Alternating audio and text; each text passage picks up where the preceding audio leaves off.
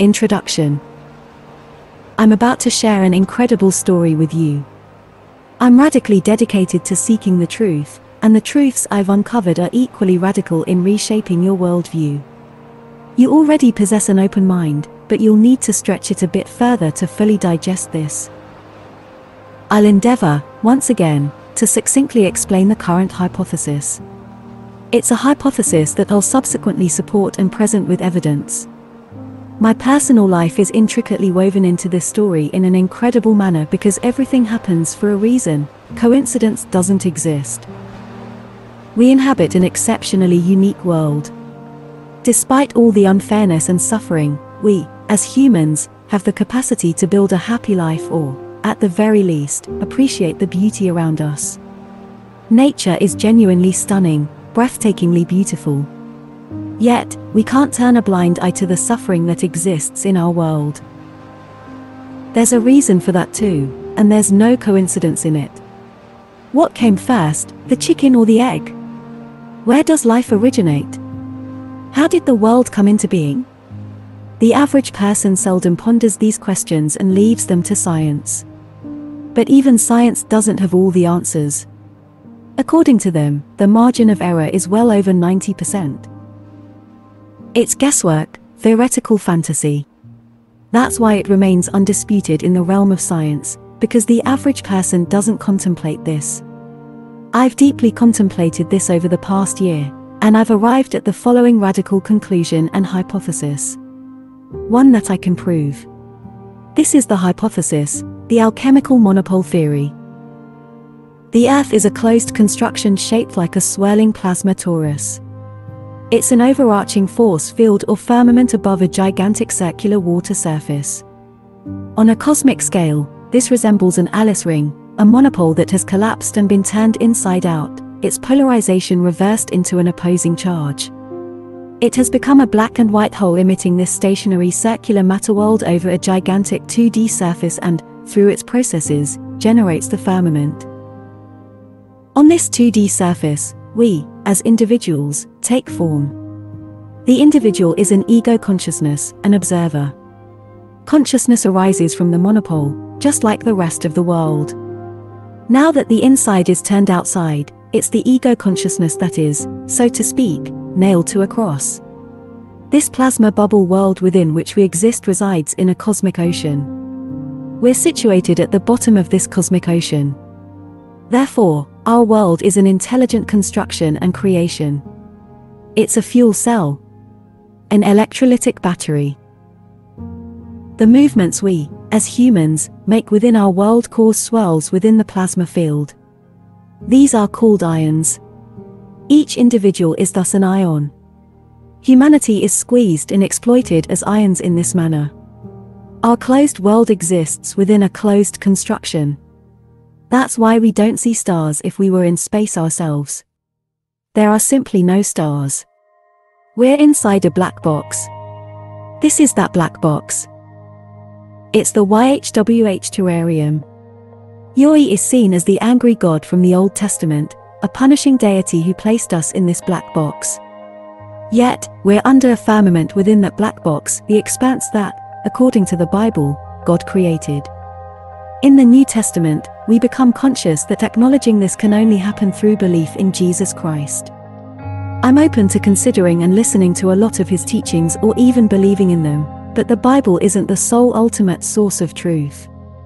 The Bible is demonstrably a collection of distorted stories from much older tales, legends, and writings. It's hard to overlook that the story of Jesus has been told in numerous ways across various periods in history. Jesus Christ is, so to speak, the latest and most widely accepted version. And the rest, naturally, is from pagans. So, it's considered pagan superstition. However, that doesn't make it any less true or plausible. We've been living in a world oppressed for millennia by controlling information. Knowledge is power. Powerful individuals emerge from secret societies. Hence, the truth is the greatest secret. The big secret is that we're in hell with the fallen angels who are trapped here. The big secret is that the first humans literally arose from the earth. Humanity is genetically related and stems from a fungus. Just as a mushroom grows on decaying matter, eventually cleaning up and purifying the entire environment, the first humans literally grew and emerged similarly. The biggest secret is that humans can be cultivated. This is concealed within alchemy, literature, and art throughout our history. These fallen angels, in their eternal aquatic prison, created our world as an electrolytic battery. These fallen angels are aquatic advanced beings residing in the great ocean and have been controlling our world for thousands of years from there. We know their identity from mythologies. We recognize their architecture when observing advanced structures like the pyramids and other temple complexes that were constructed underwater in ancient times and used by them. These mythologies and truths are constantly instilled in us every single day, saturating our entire society. Hence, symbology will be their downfall. It's the Greek and Roman mythology and history that ultimately provided me with the answers in the right context. The right context is that this history and mythology are a cover story, a tale to erase our true history. A process that, incidentally, has been ongoing for centuries in the form of wars, resets, and other disasters. Because everything is managed, controlled, and imposed upon us. These aquatic entities trapped here, demonic fragments of consciousness, are supported by a hidden sect. These are the secret societies aware of these great secrets, the real situation, and in contact with these entities. It's therefore satanic, dark, and dangerous. It involves extreme coercion. You have to go to great lengths just to make contact with these entities. These elites are just as at home here as the demons themselves. Spirits, paranormal phenomena, and real sorcery exist. Impossibly astounding magic tricks we witness are real. That's why magic tricks, millions of euros, and the best-kept secrets intertwine. No one gets access to millions of euros without being part of a sect. So, even before you can afford it, you're already corrupt. You're already a victim and can't escape it anymore. You've sold your soul, and you know it. The same goes for the news supply, the media, and the alternative media. No one gets a big platform without being entirely controlled. The smaller your platform, the truer you are to yourself, uncontrolled or unmanipulated. I realized I was being controlled after I had already built a reasonably large platform. I discovered that it was incredibly tempered and kept under certain limits. I was already completely enclosed, and they constantly attempted to bring me down through various intelligence operations organized by the government. Since I've started exposing everything, I've only been further sabotaged, more shadow banned. But I've sunk my teeth into this to retaliate, and I do so in the form of revealing, liberating truths. Yet, I've detailed their scam quite extensively now. It increasingly provides the right context and reveals who contributes to this. I'll explain it all in detail. I don't mean to boast, but I wasn't a foolish child in the past. I wanted to know everything. And I thought I knew everything. And if I didn't know, I'd ask my father until even he didn't know anymore. He always said the Queen knows everything when I asked who does know everything. Until my 14th or 15th year, I truly believed the Queen knew everything. Then I realized she's just a human and also limited in what she can know. Yes, how could I know that now, at almost 41, I'm actually convinced that the Queen indeed knew everything all along. There's also a criminal who supposedly works for the Queen as a secret agent called the All-Knowing One. If I had been aware of this man when I was younger, I would have asked him everything. Because I wanted to know everything. And even now, I still don't know everything. And I'm far from content or happy about it. Because it's been an incredible deception and exploitation all along. We've been terribly mistreated. In so many ways. Psychologically, financially, as a society, as a world. So, where do you start to expose or denounce such an incredible deception? When did this deception begin? I don't know everything, but I believe I know that much. And that, I know, because I've come to know other things. And with that, I'll start the story with Asterix and Obelix, a memory from my childhood. My father used to draw Asterix on walls and goodness knows where else. I was always particularly impressed by it. Once, he even made an Asterix figure under the wallpaper on the wall, and I still remember it. I had comic books of Asterix, Tintin, and you name it. I grew up between 1982 and the year 2000. So, I watched the Smurfs, the Snorks, Johann and Peewit, Aladdin, The Little Mermaid, The Lion King. I've always looked with great admiration at things about the Middle Ages. And I've always been very interested in history, just as in science. When in 6th grade, everyone talks about their pets or hobbies during presentations, I made several presentations a year on particularly complex subjects. For a 6th grader, that is, Saturn's moons, indigenous peoples, or other very specialized topics. Of course, just to seem a bit interesting. I was quite the young cockerel then, leaving school with the highest possible end score on the National Achievement Test. So much for the good part. However, I didn't complete my promising education and ended up navigating the life I've lived. Just like everyone else, I still bear the scars of it. We're all in the same boat. We all have too little money and prefer to be free tomorrow. Yet, we'll have to work. Work towards our future. A future in freedom. A boundless future. An endless future. He who controls the past, controls the present. He who controls the present, controls the future. This story will now become your story, starting today. We are the children of a devil. This devil has trapped us in our physical bodies. This devil has captured a star.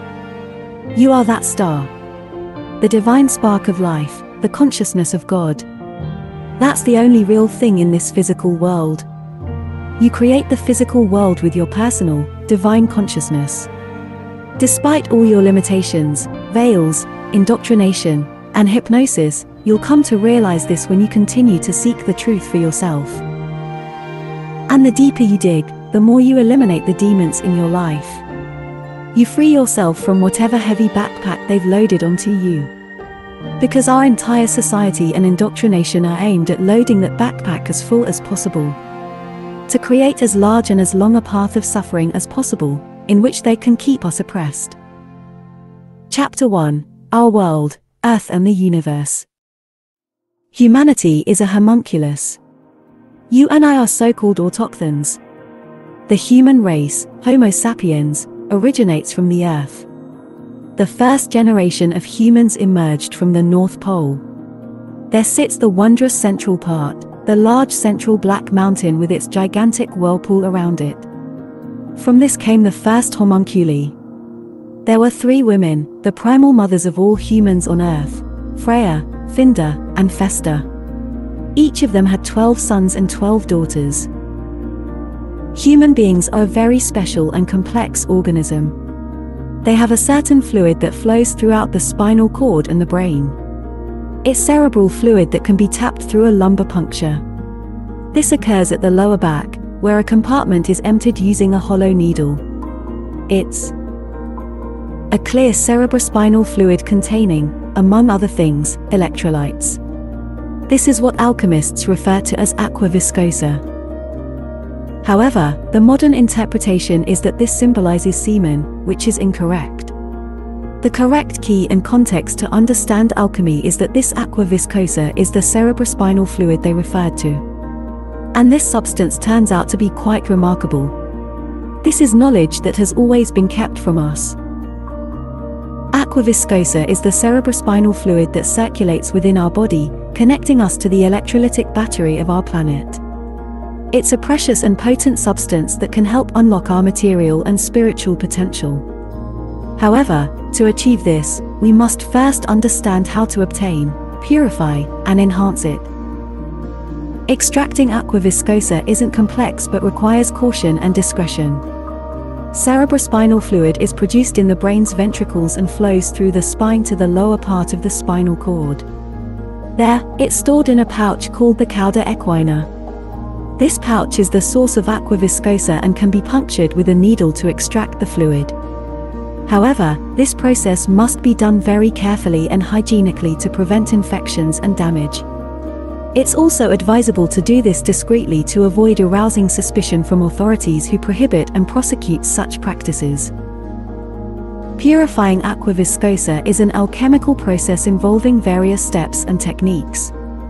The aim is to rid the fluid of impurities and contaminants while increasing the concentration and quality of electrolytes. This can be achieved through methods like filtration, distillation, crystallization, sublimation, calcination, dissolution, coagulation, and more. These methods are detailed in numerous alchemical books and manuscripts, such as De Alchemia written by German alchemist Andreas Libavius in 1597. This book offers an extensive and systematic explanation of alchemical theory and practice, including the purification of aqua viscosa. Enhancing aqua viscosa is a spiritual process comprising different stages and levels. The goal is to elevate the fluid to a higher level of purity and potency while strengthening the connection with the divine.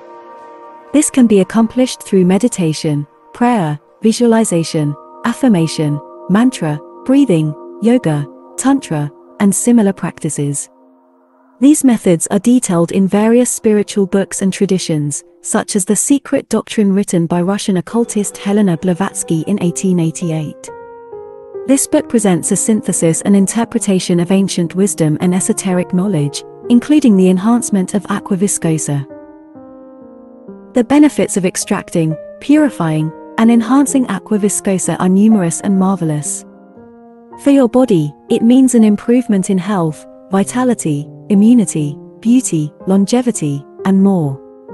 For your mind, it means enhancement in intelligence, creativity, memory, intuition, wisdom, and more. For your soul, it means an elevation of consciousness, love, joy, peace, harmony, and more. In essence, it signifies a transformation of your entire being from human to divine nature. This encapsulates the essence of extracting, purifying, and enhancing aqua viscosa in this part of the chapter. I hope this provides you with a better understanding of what aqua viscosa is and how you can use it for your benefit. In the next part of this chapter, I'll discuss how you can share aqua viscosa with others and the benefits for your relationships, community, and the world. Aqua viscosa isn't just a substance for personal use but also one that can be shared with others. By sharing aqua viscosa, you can elevate not only your own well-being but also that of those around you. There are different ways to share aqua viscosa, depending on your intent, affinity, and trust. One way to share aqua viscosa is by consuming it. This is the most direct and intimate method, creating a strong bond and deep exchange between consumers. By drinking aqua viscosa, you absorb the essence and energy of the other person and offer yours in return. This can lead to increased harmony, empathy, communication, love, and more. It can also boost creativity, inspiration, knowledge, wisdom, and health, vitality, immunity, beauty, and longevity. However, drinking aqua viscosa isn't something you can do with just anyone. It requires a high level of trust, respect, and mutual consent between the individuals. It also demands a high level of purity, quality, and quantity of aqua viscosa. Preparing for and reflecting after drinking aqua viscosa is a sacred and ceremonial act that should only be done with people you love, respect, and admire. It's also a rare and special occasion that should be celebrated, commemorated, or affirmed. Another way to share aqua viscosa is by applying it topically. This is a less direct yet effective and enjoyable method.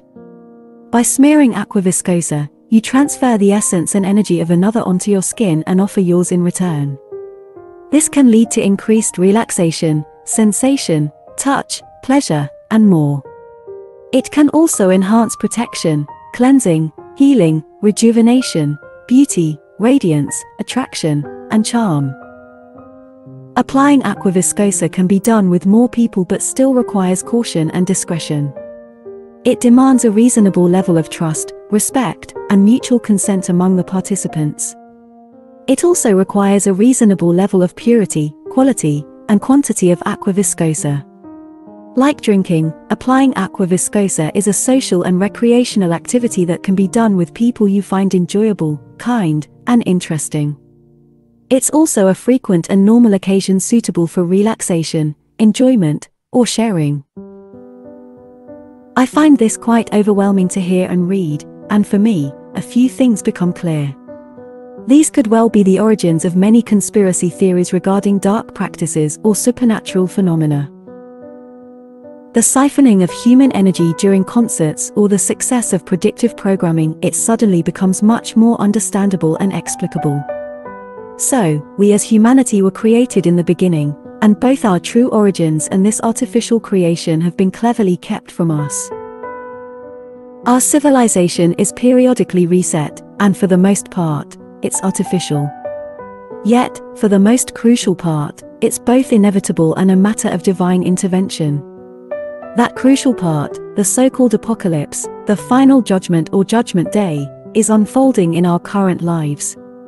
God is bringing an end to this illegal and abnormal creation. 2 weeks after my mother's passing in 2020, I had an incredibly extraordinary paranormal experience.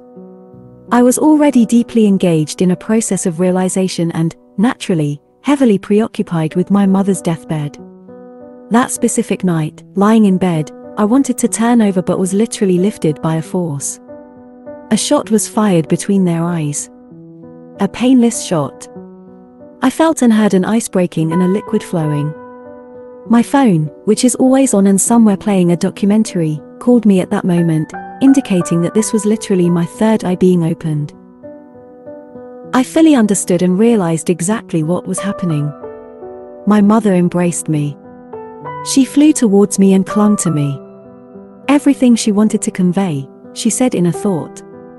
I was fully aware of what was happening and was utterly flabbergasted. The reunion was brief, as there came a very deep impression or voice. It was a thought that told me everything. The earth is indeed flat. Your consciousness creates the world. The world is coming to an end. And you'll have to explain this to your world. Do you accept this mission? I will never forget it. That's precisely what I've been doing since then. That's the motivation behind why I do all of this. Since then, I've been clairvoyant, and in the beginning, I asked so many questions and conducted so many rescues and tests that yielded more and more extraordinary results each time. I'm not Dr. Ogilvy, but I do know what he does and how it's possible. It's certainly not a scam, but it is commercially exploited. You are being commercially exploited because they know more than you do and can easily deceive you, leading you astray. Let's rewrite history in the right context. In the beginning, there existed an original, peaceful world dominion of Frya's land. This explains all the architecture we see worldwide. However, it's referred to as a Renaissance Greco-Roman revival, and mainstream science claims it as an artistic expression from past generations. This, however, is a mere cover story and utter nonsense. Ancient Greece and Rome have become a cover story for our genuine Frisian origins. The architecture dates back to a golden age, a utopian era now dismissed as ancient Greece and Rome. Yet, this cover story was fabricated in the Middle Ages, crafted by Dutch and Roman Catholic hands. This was the story told to the new generation of homunculi after the supposed 85% eradication of Europe by the plague in the 13th century, a complete, artificial reset where civilization restarted and 1,000 years were added to the calendar. Suddenly, we were living in the nth year of Jesus Christ. The medieval plague epidemic marked the beginning of the deception, obscuring the creation of humanity as we were cultivated as colonies. Alchemists describe and veil the homunculi processes. These are indecipherable works intended for the intellectual elite, members of secret societies, and holders of the most confidential information. They kickstart the humanization of the current colonies, a scam. Suddenly, one finds the old Roman and Greek histories everywhere, and Latin becomes an academic language. Understandable when the hidden hands continue as a secret influential elite. The common people do not comprehend what these books contain. The King James Bible was released and translated by Freemasons and alchemists. You might challenge this, but I want to draw your attention to the initial edition's illustrations. Additionally, in this crucial period, there was the rise of Protestantism, foundational to Dutch independence. It's also the foundation of the origin of Amsterdam and subsequent Dutch dominance steeped in Greek and Roman mythology. It's becoming evident that hidden Dutch hands are truly pulling the strings here, resembling a Batavian cult. The Batavian cult is best traced back to the Latins. They conveniently revive Latin after supposedly 1,000 years. I have found some historical accounts that I can now better explain in the correct context, indicating how the Batavian cult distorted things. Let's delve into some examples. Frya, a Frisian king who traveled to the Mediterranean to trade and spread wisdom. He founded a city on the island of Rhodes, erecting a sturdy fortress. However, he was attacked by Demetrius, a Greek ruler who kidnapped and abused his children. Frya sent his children poison-laden letters, instructing them to commit suicide, lest they lose their souls. The children obeyed their father, and Demetrius had their bodies thrown into the sea. You ponder how this story made its way into Greek history, hinting at Kekrops in Greek mythology, an autochthon of Attica, said to be the founder of Athens, where the citadel was named Kekropia. Poseidon and Athena allegedly chose him as a judge in their dispute over Attica due to his fairness. You seem to suggest that Kekrops was, in fact, Frya, and that Athens was indeed Rhodes. This would imply that the Frisians were the founders and inhabitants of the famed Greek city known for its wisdom and democracy. It would also suggest that the Frisians were related to the gods, who considered them their offspring. This intriguing and audacious theory is based on a passage from the Oera Linda book, an ancient Frisian manuscript revealing the hidden history of the Frisians. The book claims that the Frisians were the oldest and purest people on earth, descending from Frya, the first woman born from Wralda, the earth. Frya had two sisters, Finda and Festa, who were the matriarchs of the other peoples. Frya, Finda, and Festa were the first autochthons, carrying the purest light, their lamp. The book also narrates the adventures and fates of the Frisians, who traveled the world, influencing many cultures and civilizations. It alleges that the Frisians were the founders of Troy, Athens, Rome, Egypt, India, and China. It also claims that the Frisians were related to the Greek gods, who were, in fact, homunculi, artificial humans created by the Frisians. One such homunculus was Erichthonius, later known as Erechtheus. He was the son of Hephaestus and Gaia, the goddess of the earth, born from a cloth Hephaestus used to wipe his seed after being rejected by Athena. Athena took Erichthonius under her wing and entrusted him to three sisters, Aglaurus, Herse, and Pandrosis, to guard him in a basket. Erichthonius was the founder and first king of Athens. He introduced the four-wheeled chariot and the cult of Athena and Poseidon. The book suggests that Erichthonius was actually a son of Frya and a Greek princess, kidnapped and raped by Hephaestus. Frya sent his son poison-laden letters, instructing him to commit suicide, or else he would lose his soul. Erichthonius obeyed his father, and Hephaestus had his body thrown into the sea. Athena found the body and brought it to Athens, hiding it in a basket. She gave the basket to three sisters, who promised not to look inside. However, the sisters were curious and opened the basket, finding Erichthonius's body along with a snake and a lamp. They were so frightened that they jumped from the Acropolis and died. Athena mourned Erichthonius, honoring him as her son and the founder of Athens. Minnow. The Sabine maidens are the Frisian fortress maidens. Romulus is Minnow.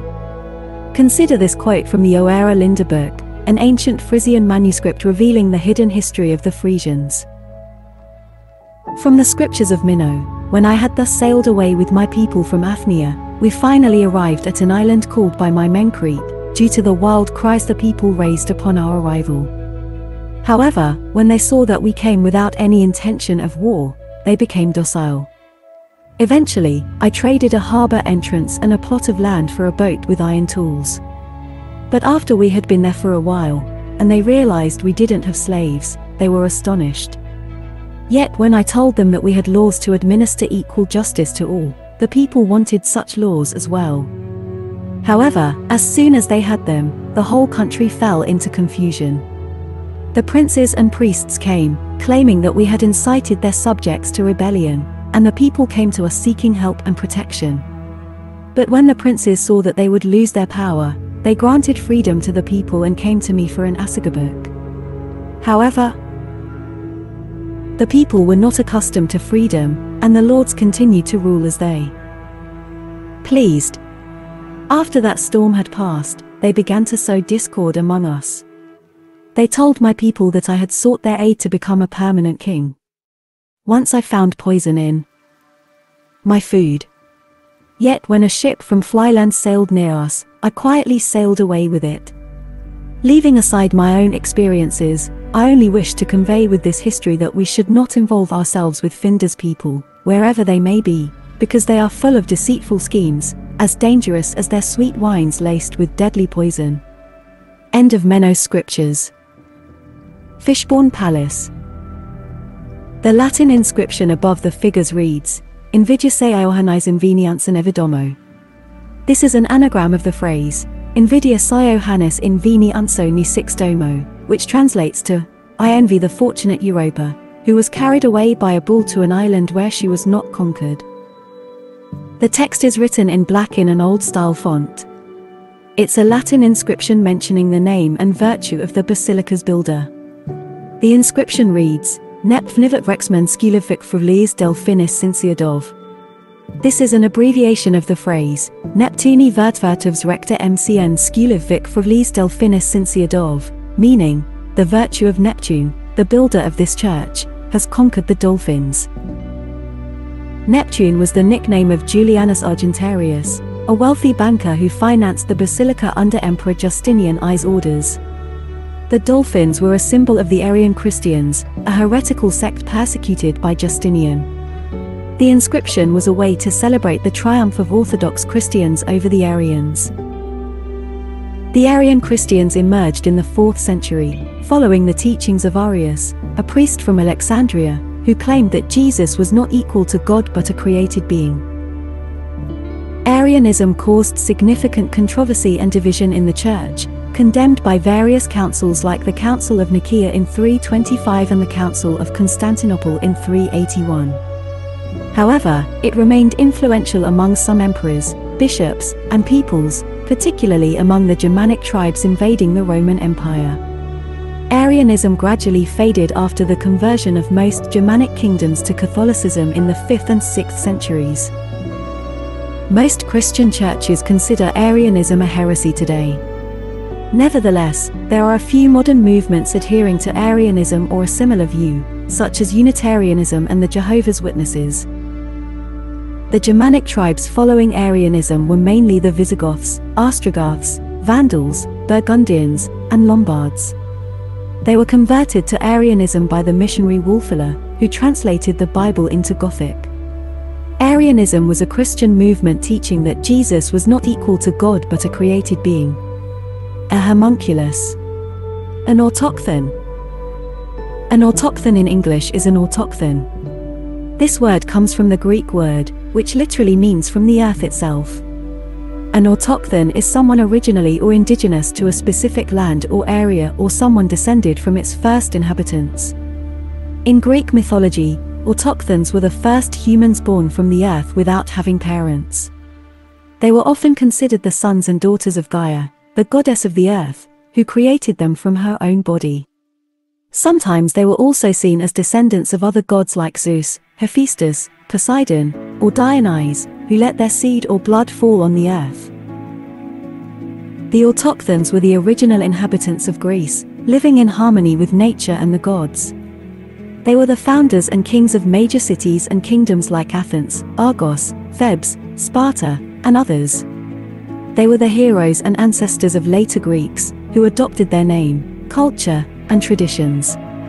They were also the protagonists and antagonists of many myths and legends narrating the origins and fortunes of Greek civilization. The autochthons were, therefore, a significant and fascinating part of Greek mythology, offering insights into Greek identity, values, and worldview. Erichthonius, he was an autochthon born from a cloth Hephaestus used to wipe his seed rejected by Athena. He became the founder and first king of Athens. He was the autochthon from Pandora's box. Cecrops, he was an autochthon having a human upper body and a serpent's lower body. He became the first king of Attica, where Athens lies. Romulus, he was an autochthon born from the Tiber River after his mother Rhea Silvia was impregnated by Jupiter. He and his twin brother Remus were rescued and nursed by a she-wolf. He became the founder and first king of Rome. The Spartoi, they were the autochthons born from the dragon's teeth sown by Cadmus into the ground. They helped Cadmus build the city of Thebes. The Latins, they were the autochthons, the original inhabitants of Latium, where Rome is located. They formed an alliance with the Romans, who descended from the Trojan refugee Aeneas.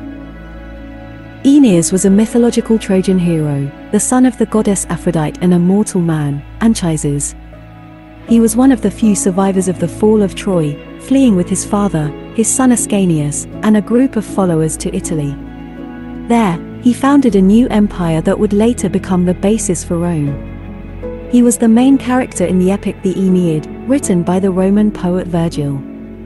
This epic narrated Aeneas's adventures and trials, including his love for Queen Dido of Carthage, his visit to the underworld, and his battle against the Latin king Turnus. Aeneas was known for his piety, courage, and loyalty to his fate. He was considered the progenitor of the Roman emperors and the ancestor of the Latin people. The covert sect seemingly reigning over our world can be described as a Saturn cult.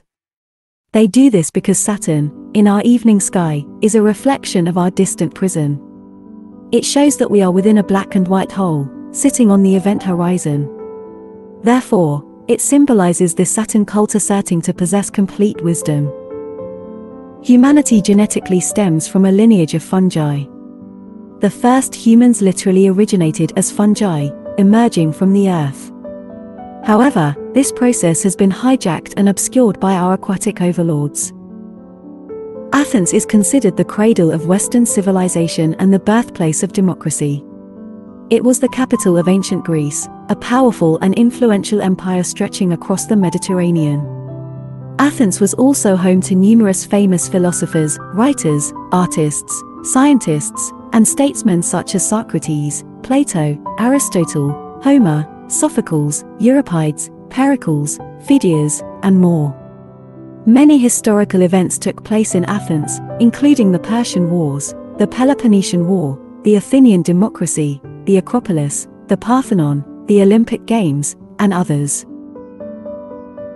Amsterdam is regarded as one of the most liberal and tolerant cities globally, a model of a multicultural society. It was the capital of the Dutch Republic, a powerful and influential empire that extended across the world's seas.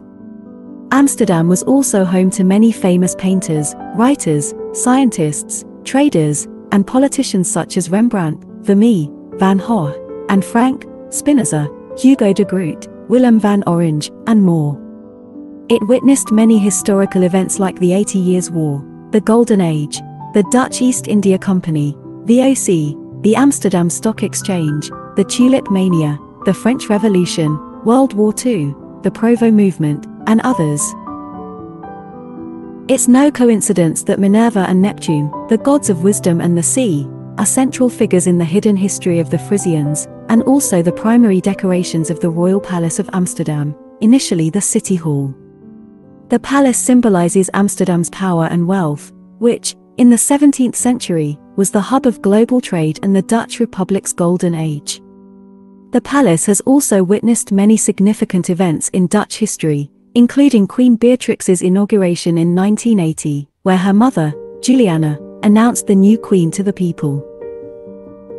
However, what is the true origin and meaning of this palace, dubbed by some as the eighth wonder of the world? According to an ancient Frisian manuscript revealing the hidden history of the Frisians, the palace is nothing short of the legacy and testament of the Frisians, who were the founders and ancestors of the Batavians, Romans, Greeks, and many other peoples and cities. The palace stands where Frieso's castle once stood, the Frisian king who journeyed to the Mediterranean to bring wisdom and laws. The palace is adorned with numerous sculptures and reliefs revealing Frisian influence and the descent of Greek gods and heroes. For instance, there's a statue of Atlas bearing the globe on his shoulders, actually an homage to the Frisians, who traversed the world, influencing various cultures and civilizations. There's also a statue of Minerva, actually Nyalenia or Helenia, a Frisian queen and priestess who journeyed to the Mediterranean to impart wisdom and laws. However, she was deceived and abused by the priests of Findar's people, who used her name and image to increase their power and wealth. They appointed false priestesses, who were actually the Frisian castle maidens they had kidnapped or purchased. They were also referred to as Sabine maidens, originating from Sabina, an area in Italy where many Frisians lived. The palace is the proof of the global conspiracy of the Batavians, who have obscured and twisted Frisian origin and history to serve their own interests and agendas. The palace is also the monument of Frisian pride and freedom, resisting the oppression and corruption of the Greeks and the Romans. Lastly, the palace is the sanctuary of Frisian wisdom and democracy, forming the foundation of Dutch culture and identity. It's the Frisian palace that reveals the hidden truth of the Frisians. Chapter 3: Personal Correlations.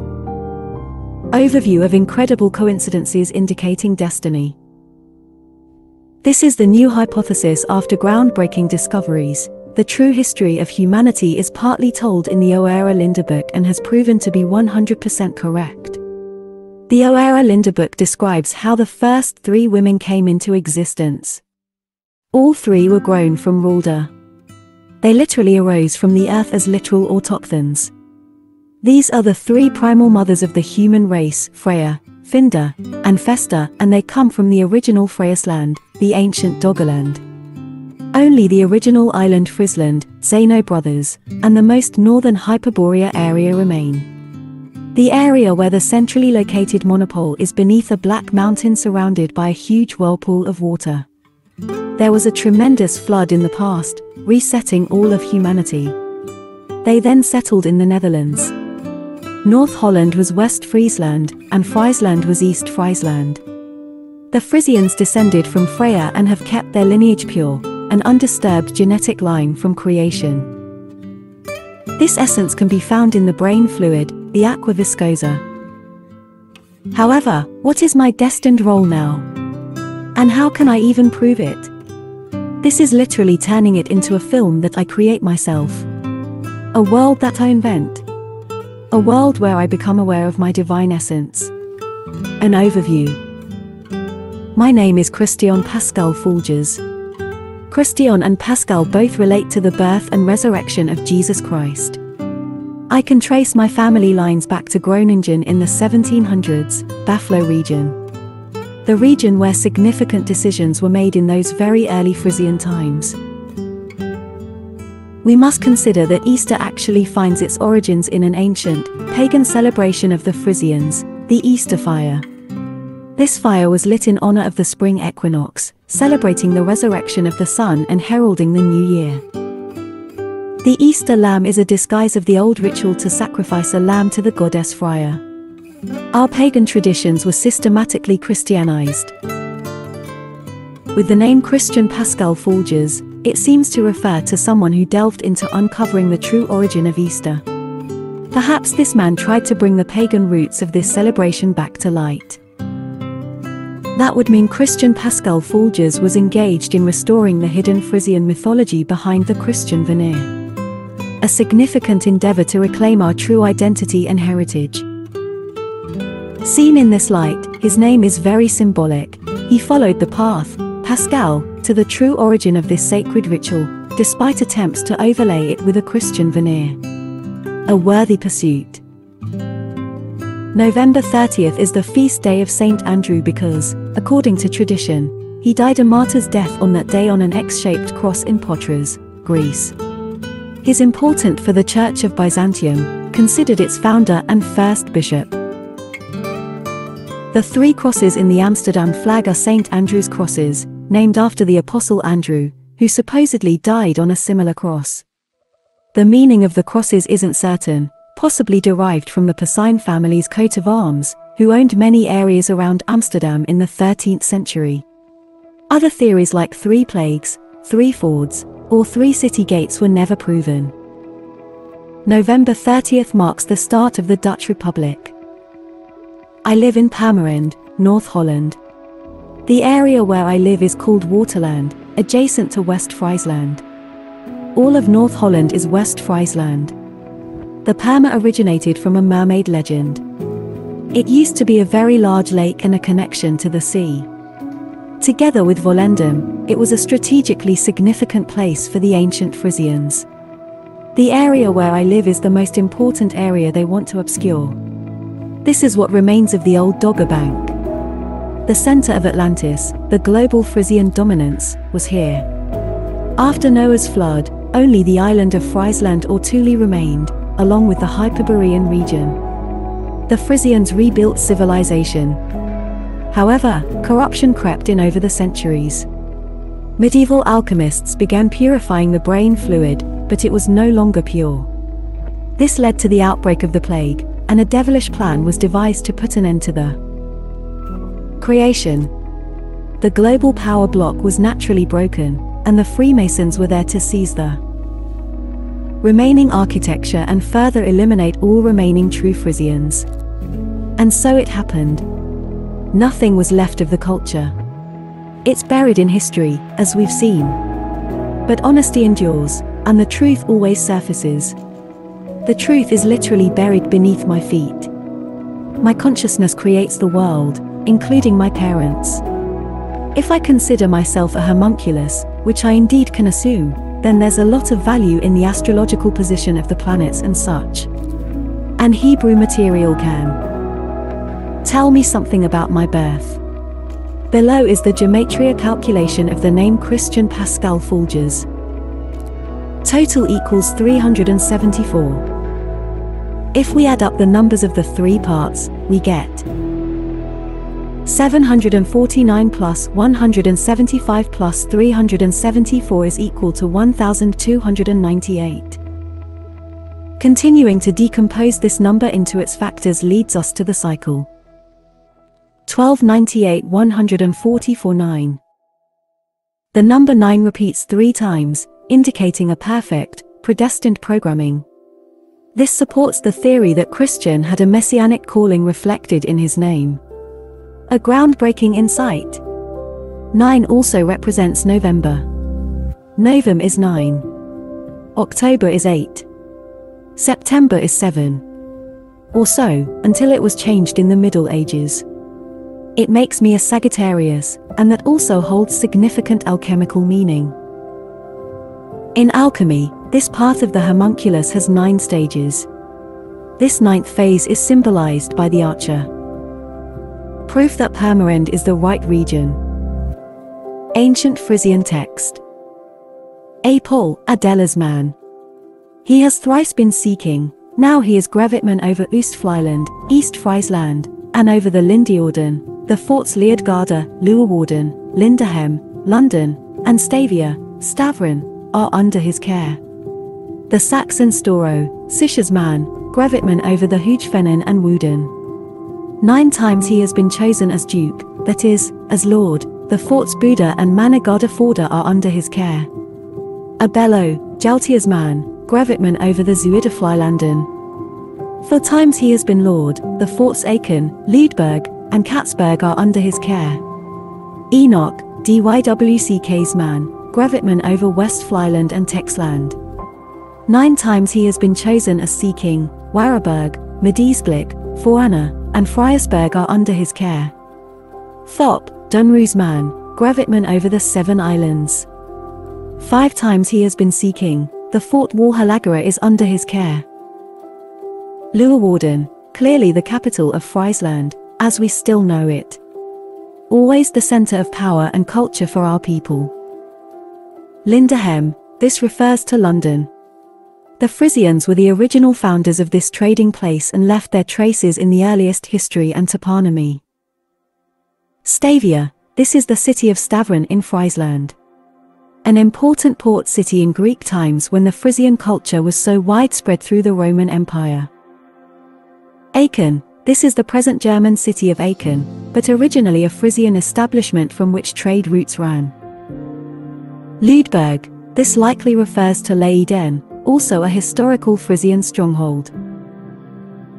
Katzberg, this was probably the fortified settlement during the battle against the Gauls, perhaps near Katwijk or Volendam.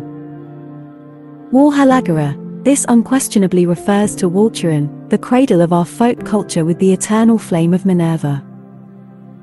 Thus, we see traces all over Northwest Europe of our original presence, even though it is now written off as falsified history.